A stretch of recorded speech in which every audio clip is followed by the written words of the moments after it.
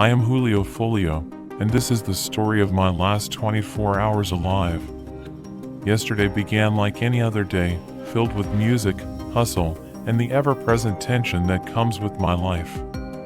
As a rapper in Jacksonville, I've faced my share of challenges and dangers, but I never thought it would end like this. The day started with a studio session.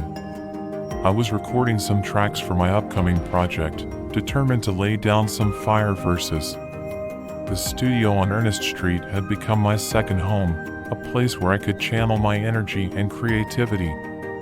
I spent hours perfecting my lyrics, ensuring that every word carried weight. After wrapping up the session, I stepped outside to catch some fresh air. It was late, and the streets were quiet. I walked towards my black Dodge Challenger, thinking about my next moves and how I could elevate my music game. Little did I know, danger was lurking around the corner. As I reached my car and unlocked the door, shots rang out. A dark-colored SUV pulled up, and the sound of gunfire filled the air. Instinctively, I grabbed my 2 handguns from the car and returned fire. Bullets flew everywhere, shattering the peace of the night. I could hear the shots ricocheting off nearby buildings and cars.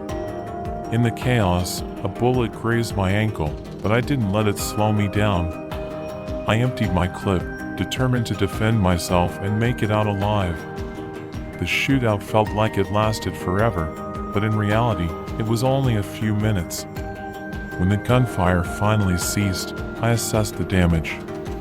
My car was riddled with bullet holes, and the street was littered with shell casings. I made my way back inside the studio, adrenaline pumping through my veins. My crew checked me over to ensure I wasn't hit anywhere else.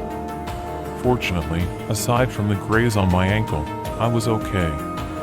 I went live on Instagram, letting my fans know that I was still standing. "Y'all miss a whole 100 shots literally," I said, trying to maintain my bravado despite the close call. The rest of the night was a blur of phone calls and police reports. The Jacksonville Sheriff's Office arrived at the scene, and I gave them a statement. I told them about the dark-colored SUV and how I had fired back in self-defense. They found 20 spent shell casings and an AR-15 magazine on the street, evidence of the intense firefight that had just occurred. 647 source.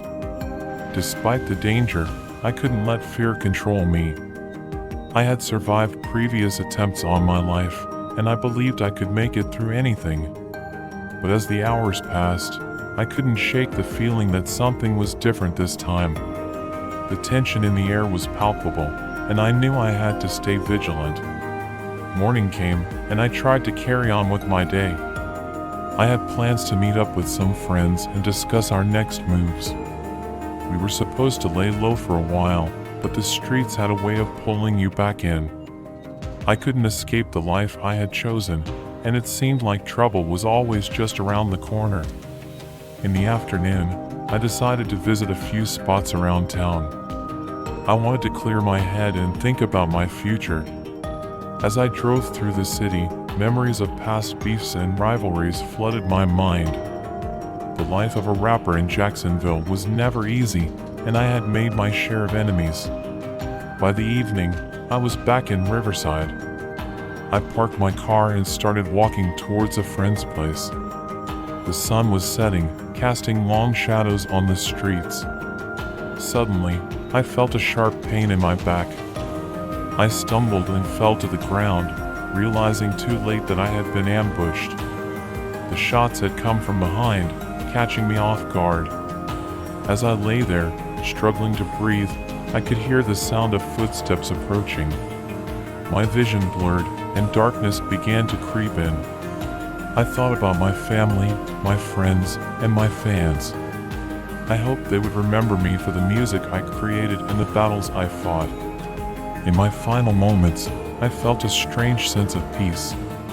I had lived my life on my terms, and even though it was ending too soon, I had no regrets. The streets had claimed another life, but my legacy would live on through my music. This is my story, a tale of struggle, survival, and the harsh realities of life as a rapper in Jacksonville. I am Julio Foolio, and my journey may have ended, but my voice will never be silenced. I am Julio Foolio, and my rise in the world of rap was as tumultuous as my fall.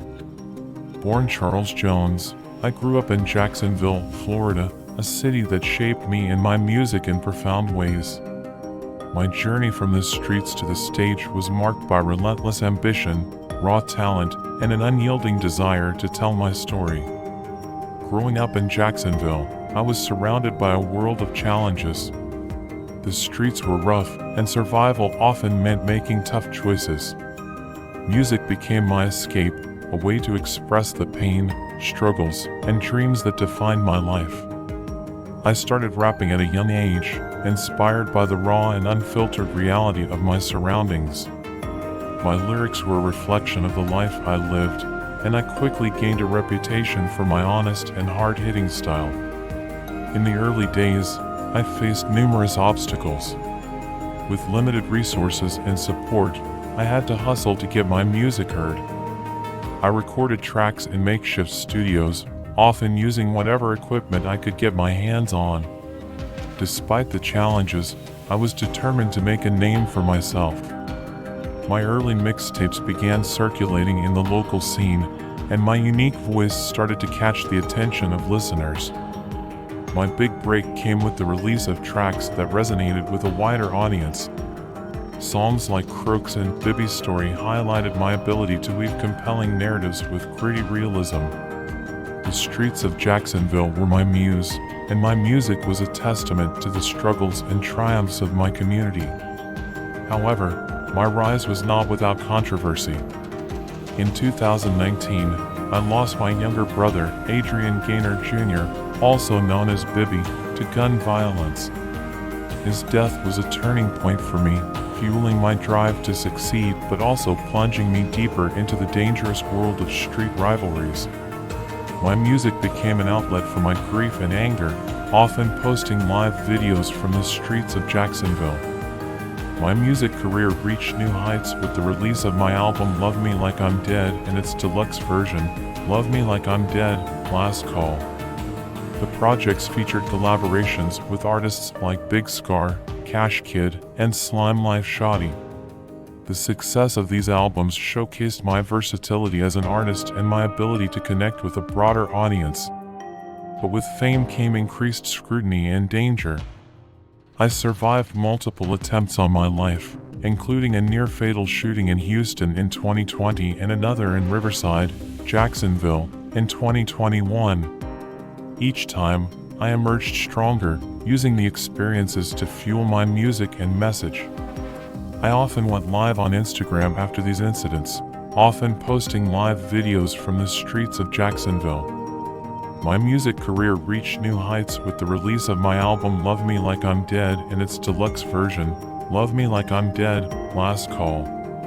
The projects featured collaborations with artists like Big Scar, Cash Kid, and Slime Life Shoddy. The success of these albums showcased my versatility as an artist and my ability to connect with a broader audience. But with fame came increased scrutiny and danger.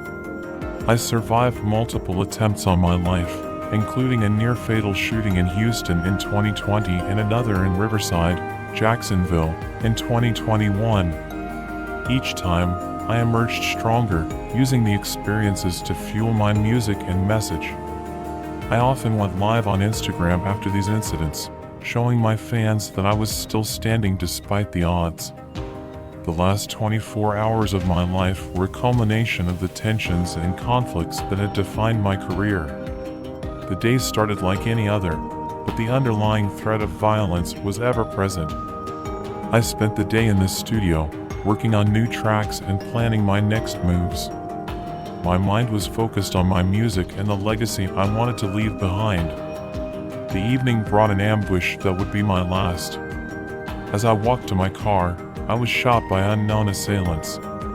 Despite returning fire and fighting to survive, the wounds proved fatal. My life ended on the streets that had shaped me, in the city that had both lifted and cursed me. my story is a testament to the harsh realities of life as a rapper in Jacksonville. The path to success is fraught with danger, and the line between fame and infamy is razor thin. I lived my life on my terms,